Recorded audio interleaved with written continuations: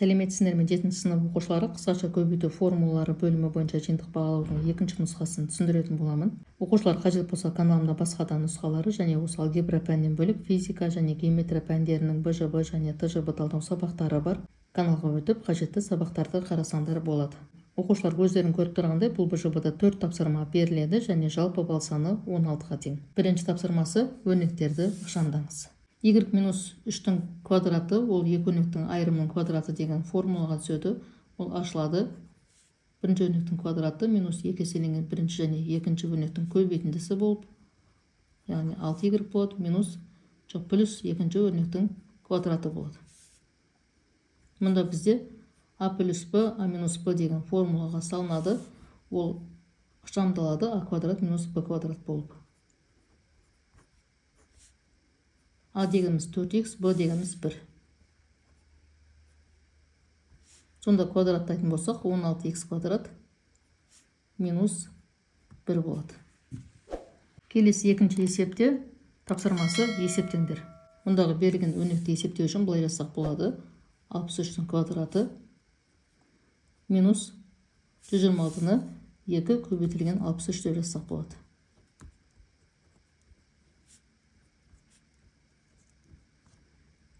Сонда оқушылар былай болып тұр ғой, a квадрат минус 2ab қосылған b квадрат. Енді бұны былай жасақ болады. Екі өрнектің айырымының квадраты деген формулаға салсақ болады. Яғни 63 азайтылған 43-тің квадраты деп аламыз. Мұнда азайтатын болсақ 20 болады. Квадрат береміз, сонда 20-ны квадраттайтын болсақ 400 болады.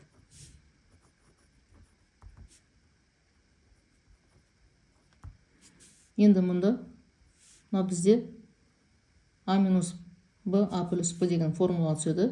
A квадрат минус b квадрат болып тұр ғой. Сонда a дегеніміз 57, b дегеніміз 3-ке тең.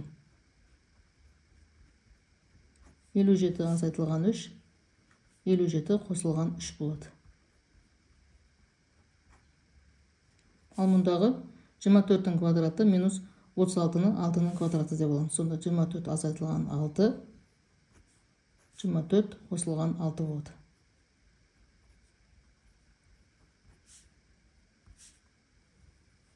Мұнда азайтатын болсақ 54 болады. Қосатын болсақ 60 болады. Мұнда азайтсақ 18, қосқан кезде 30 болады. Мұнда екеуі қысқарады, 54 пен 18 екеуі 18 деген санға бөлінеді. Мұнда екеуі 30 деген санға бөлінеді. Сонда 2 мен 2 қысқарады, бізде 3 қалады.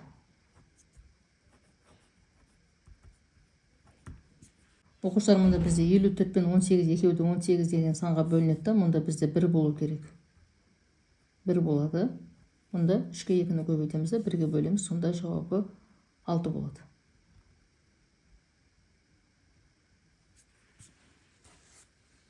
Келесі үшінші тапсырмасы асында S тең 6a квадрат формуланы қолданып кубтың толық бетінің ауданын табыңдар.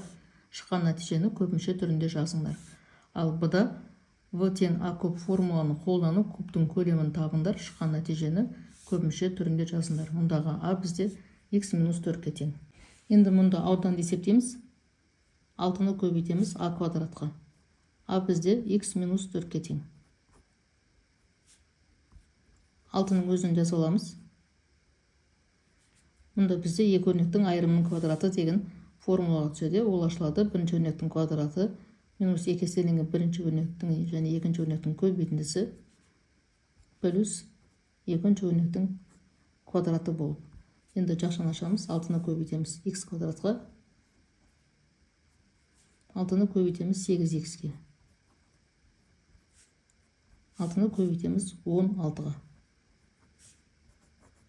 Сонда жауабы бізде ауданы мінекей мынау өрнекке тең болды және тапсырмасы бойынша көпмүше түрінде жаздық.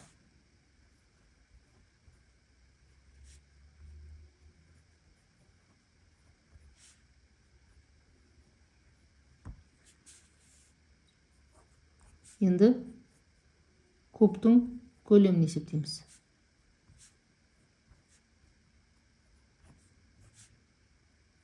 x минус 4-ті кубтаймыз.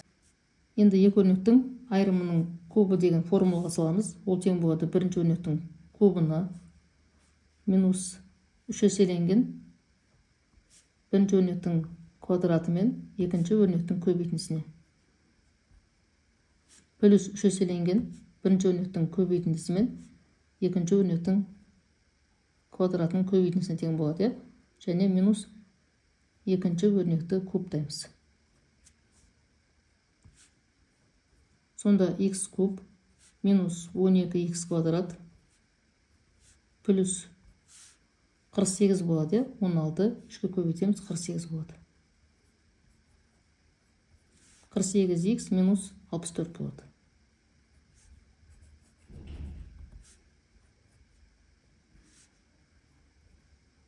X куб минус 12x квадрат плюс 48x минус 64 болды.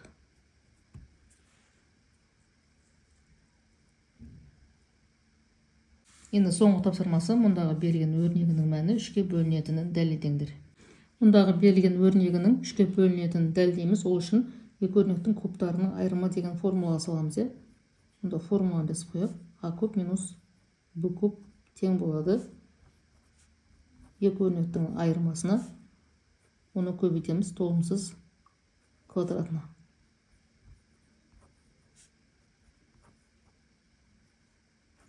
Енді осы формулаға салайық.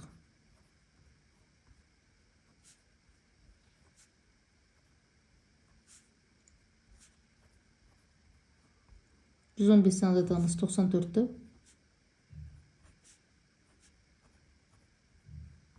115-ті квадраттаймыз. Екеуін көбейтеміз. Қосамыз 94-тің квадратын. Мұнда 115-тен 94-ті азайтамыз, 21 болады. Оқушылар мінеки осы 21 3-ке бөлінетін болса, демек мына өрнек бізде 3-ке бөлінеді деген сөз. 115-тің квадраты 13225 болады. Қосамыз екеуін көбейтіп. Оған қосамыз 94-тің квадратын. Сонда тең болады 21 көбейтілген 32871-ге. Енді бұлай есептесек болады. 21 бөлінген 3 тең болады 7-ге. Жеке-жеке бөліп көрейік. Сол сияқты 32871 бөлінген 3 тең болады 10957-ге. Мінеки оқушылар өздерін көріп тұрғандай, екеуі де 3-ке бөлінеді екен. Демек, мына берілген өрнек бізде 3-ке бөлінеді екен.